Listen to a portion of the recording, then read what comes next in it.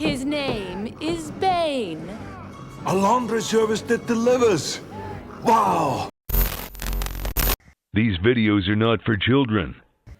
If you're a children, then piss off. Greetings and salutations, it's me, your least favorite YouTuber, the Infuso.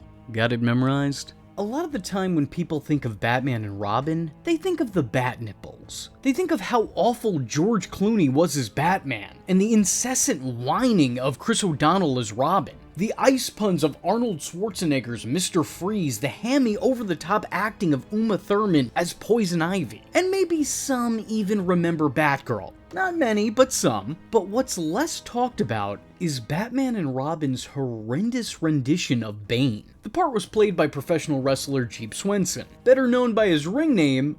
Oh, yeah, I'm not reading that one. You guys could go ahead and Google that on your own time. But the problems with this part have nothing to do with who was playing him, and everything to do with the creative that was writing him.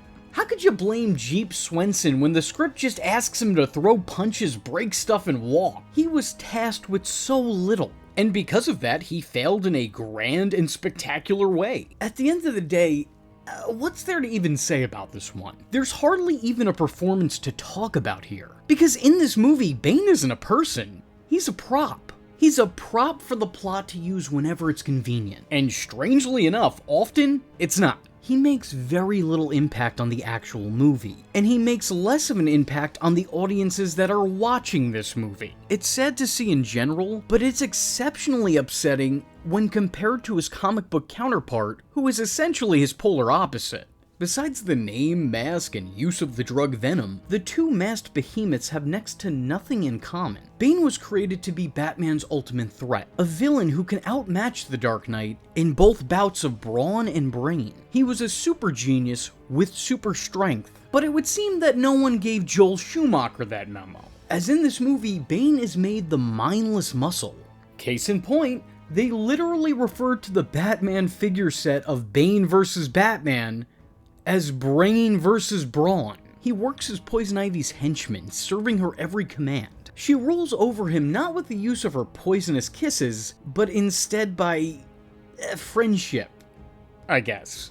They're buddies, I suppose. Look, I don't know, the script says they are, but whatever, it makes more sense than the plant lady teaming up with the dude from the Arctic. Their partnership, while unexplained and really just coming about because, well, just because, isn't nearly as offensive as this movie's characterization of the character, or lack thereof. He certainly doesn't have his high IQ or extended vocabulary, now speaking only in one-word sentences, most of which only being made up of words he randomly repeats from other people's sentences. As a matter of fact, here are all Bane's spoken lines in the film outside his moans, groans, and shouts. And I assure you, this won't take nearly as long as you might think.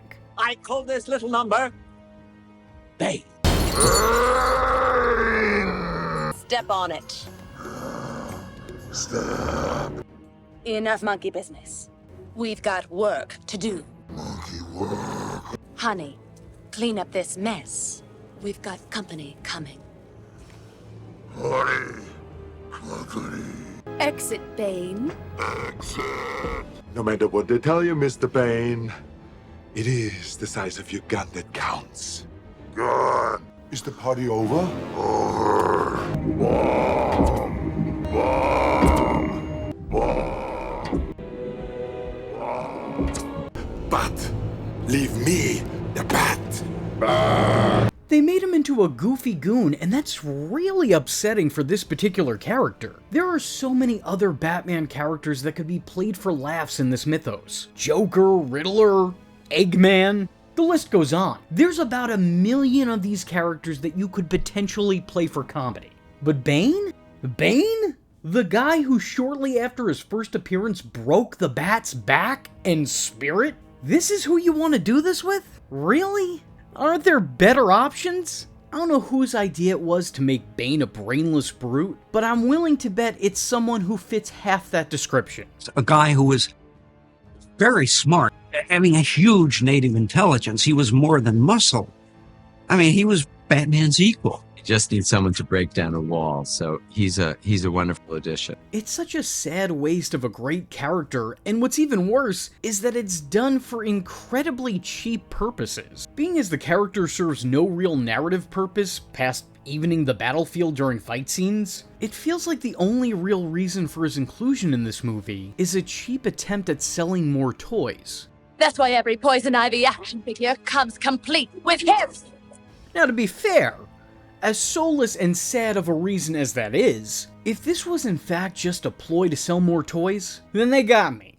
Cause I bought it. No, literally, I had this Bane figure as a kid, and I thought it was the coolest thing in the world. That's coming from somebody who hated the movie at a very young age. We're talking about a character who's so inconsequential, they didn't even put him on the movie poster! Look! Nowhere to be seen! Actually, it's probably worse than I thought, because we're not just talking about his face not being on the movie poster, but they didn't even put his name down here at all. It's nowhere to be seen. We got Arnie, Georgie, Chris, Uma, Alicia, Michael Gow, Pat Hingle. They even have that one actress who had 2 scenes in the movie. But no Jeep Swenson. No Jeep Swenson. It's unfortunate. He means so little to the actual alleged movie that I struggled with even finding enough clips of him to use in this video. He had one cool scene in this movie, and no, that's not a nice pun. When Bane busts the bat signal, it's a fun moment, but it's also a moment that should have meant something. Typically when Bane does this in other media, as he's been known to do, it's to send a message. This is him not just destroying the bat signal, but also the bat symbol. The symbol that is Batman. When he breaks this, he's not just destroying an object, he's destroying what it represents. It's his way of showcasing that all hope for Gotham City is dead. But in this, he's just doing some maintenance work for Poison Ivy so that she could seduce the young man Wonder. So even though it's the same action, it doesn't carry the same weight. For all the many problems with this performance, again, or lack thereof, his appearance wasn't one of them. All things considered, especially considering the context of the glitzy glamour neon-lit Gotham City that existed in these movies, I think this look is a good look. It fits in with the world that Joel Schumacher was creating, and it stands out as probably one of the cooler concepts from the world that Joel Schumacher was creating. Again, speaking strictly from an aesthetic standpoint. Look, I'm really digging deep and searching far and wide to find like some good qualities to this, and this is all I got, so don't dispute it, okay? I will fold. It's not ideal, but I do think it's ideal for these line of films. I appreciate it for what it is, but that's really just all I appreciate about any of this. When talking about this Bane, I can't even sit here and tell you that I hated it, because there almost wasn't enough to hate. Like, my hatred had insufficient funds. I could maybe put down a deposit for a dislike, but that's really the best I could do. I'm not even invested enough to loathe it. As a matter of fact, I just sorta don't feel anything looking at this.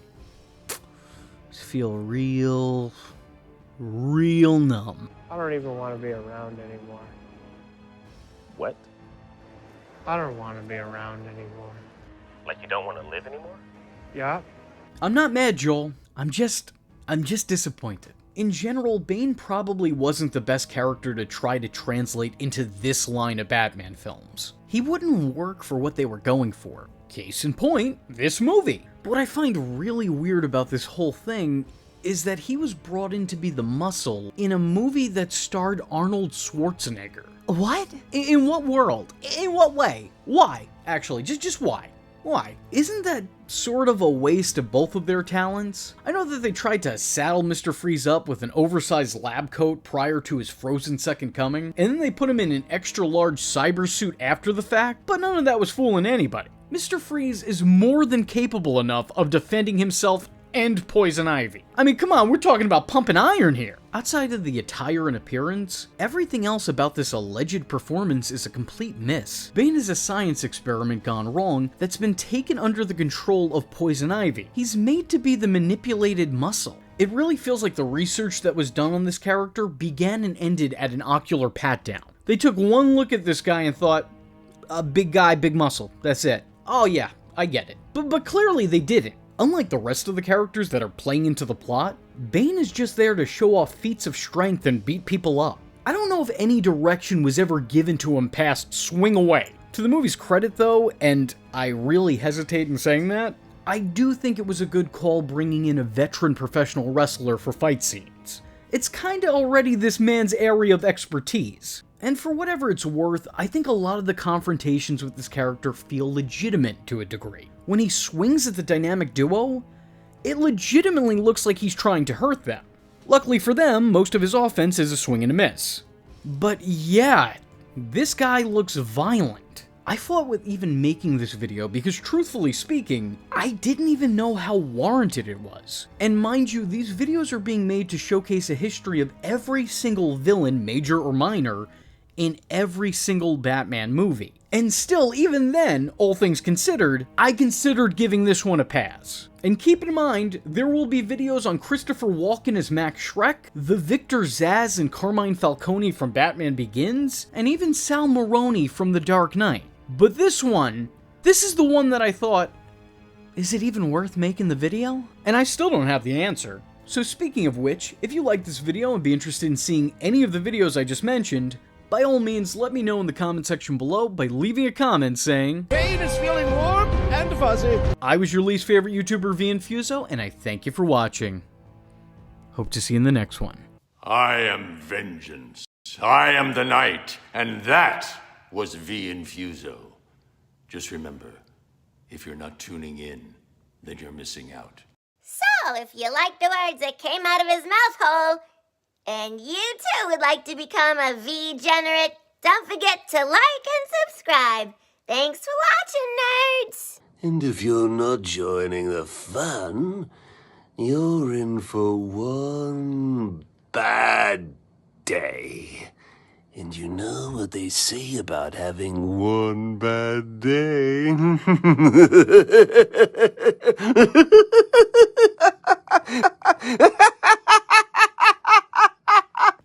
Catch him next time. Same bat time, same bat channel.